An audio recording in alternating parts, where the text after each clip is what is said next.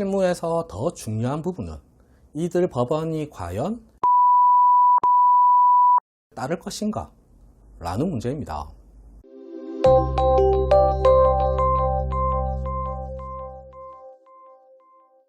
안녕하세요. 노태부 변호사입니다. 최근에 우연히 포털 사이트에서 개인의 생 광고를 보았는데요. 포털 사이트의 광고가 어떻게 되어 있었냐 하면 2026년이 되면 개인의 생에 엄청난 변화가 있는 것처럼 되어 있었습니다. 아무래도 광고 문구를 전문적으로 만드시는 분들이 제작하다 보니 좀 자극적인 문구들이 들어간 것 같습니다. 실무에서 개인의 생을 직접 진행하고 있는 제가 보면 솔직히 좀 갸우뚱하긴 합니다. 물론 달라지는 점이 있습니다. 그런데 그게 실제 개인의 생을 진행하시려는 분들에게 직접적으로 얼마나 큰 영향을 미치는지 정확한 정보를 말씀드리는 것이 필요하겠다라는 생각이 들었습니다. 제가 볼 때 여러분들이 가장 중요하게 생각하셔야 하는 부분은 딱 한 가지입니다. 그것도 충청, 경북, 전라, 제주에 사시는 분들에게 해당되는 겁니다. 이 지역에 사시는 분들은 필수 시청하셔야 하겠습니다. 이것 말고는 예년과 크게 달라지는 점은 없다라는 것이 제 판단입니다. 우선 말씀드려야 하는 내용은 최저생계비의 인상입니다. 2026년도 최저생계비에 대해서는 이미 영상을 올려드렸습니다. 구체적인 금액은 오른쪽 위에 링크 영상 확인하시면 되고요. 2025년에 비해서 2026년에는 1인 가구 기준 약 10만원, 2인 가구 기준 약 16만원, 3인 가구 기준 약 20만원 정도 최저생계비가 인상되었다라고 아시면 되겠습니다. 최저생계비가 인상된 금액만큼 월 변제금은 그대로 줄어드는 겁니다. 그런데 최저생계비 인상은 매년 발생하는 이벤트이니까요. 2026년이라고 특별히 특이한 사항은 아닙니다.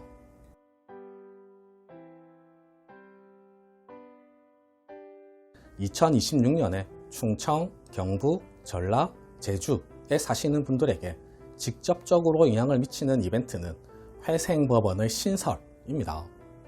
개인의 생을 좀 알아보신 분이라면 현재 개인의 생의 기준이 전국적으로 통일되어 있지 않다라는 사실을 아실 겁니다. 땅도 넓지 않은 대한민국에서 어떻게 법원마다 기준이 다르냐고 하시는 분들이 많으신데요. 저도 그렇게 생각합니다. 그런데 현실이 그렇습니다. 실무에서 직접적으로 크게 영향을 미치는 이슈는 두 가지입니다.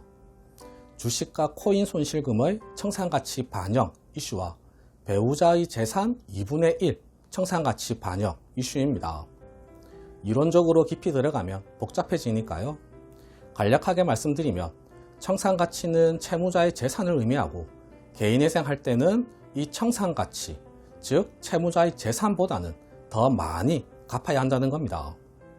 청산가치가 늘어나게 되면 변제금이 높아지거나 변제 기간이 늘어날 가능성이 높고 극단적인 경우에는 개인회생 자체가 어려워질 수도 있습니다.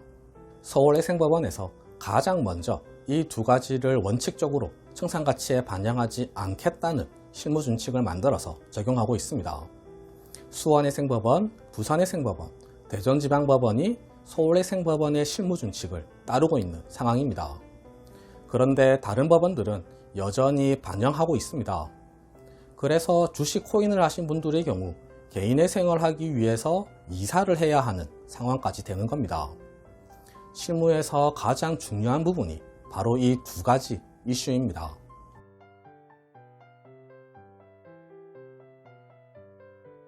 내년, 즉 2026년 3월이면 회생법원이 새로 만들어진다고 합니다. 대전회생법원, 대구회생법원, 강주회생법원이 신설되는데요.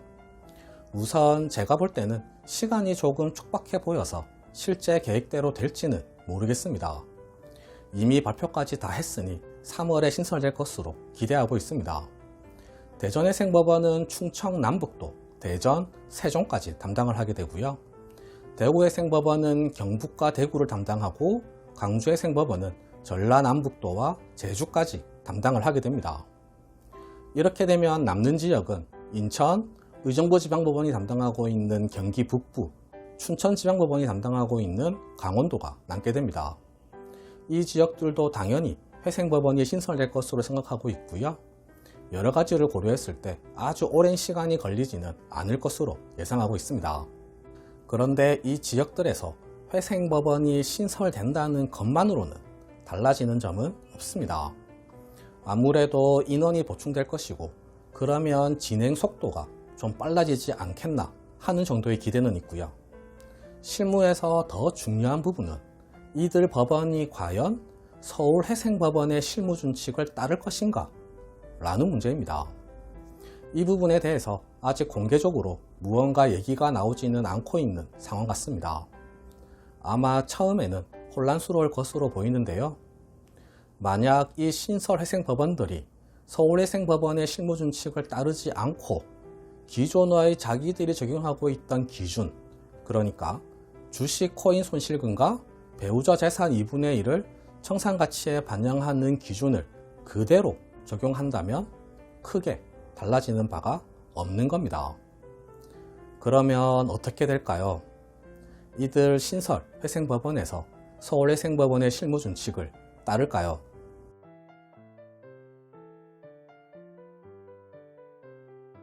제가 예상을 해보면 저는 서울회생법원의 실무준칙을 따르게 될 가능성이 높다고 판단하고 있습니다.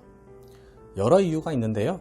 가장 큰 이유는 이미 서울회생법원을 필두로 부산 수원회생법원과 대전지방법원이 이 기준을 적용하고 있기 때문입니다.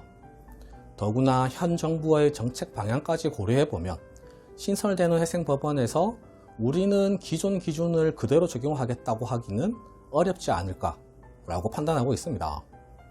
그리고 앞으로는 인천회생법원, 경기북부의 의정부회생법원, 강원도의 춘천회생법원도 신설되고 서울회생법원의 실무준칙을 따르게 될 것이다 라고 예상합니다. 이 좁은 국토에서 법원의 기준이 지역별로 다르다는 건 법리를 떠나서 상식적이지 않습니다. 그리고 저 같은 사람들이 이렇게 유튜브에서 계속 공론화를 시키고 있으니까요. 대세를 거스르기는 어려울 것이다 라고 낙관적으로 판단하고 있습니다. 다만 2025년 말 현재 시점에서는 좀 더 지켜봐야 하겠습니다. 2026년 3월에 실제 회생법원 3개가 설치될지, 그리고 이 3개의 회생법원에서 서울회생법원의 실무준칙을 따르겠다고 할지를 유심히 지켜봐야 하겠습니다. 떡줄 사람은 생각도 없는데 김칫국부터 마실 수는 없는 것 아니겠습니까? 오늘은 2026년 개인회생에서 가장 큰 변화가 예상되는 회생법원 신설에 대해서 말씀드렸습니다. 정확한 정보를 전달해드리고 싶었는데 잘 되었는지 모르겠네요. 도움되셨으면 좋겠습니다. 네, 오늘 준비한 내용은 모두 말씀드렸습니다. 궁금하신 점이 있으시면 댓글에 남겨주시거나 전화주세요. 제가 직접 상담해 드리겠습니다. 이상 노태우 변호사였습니다. 감사합니다.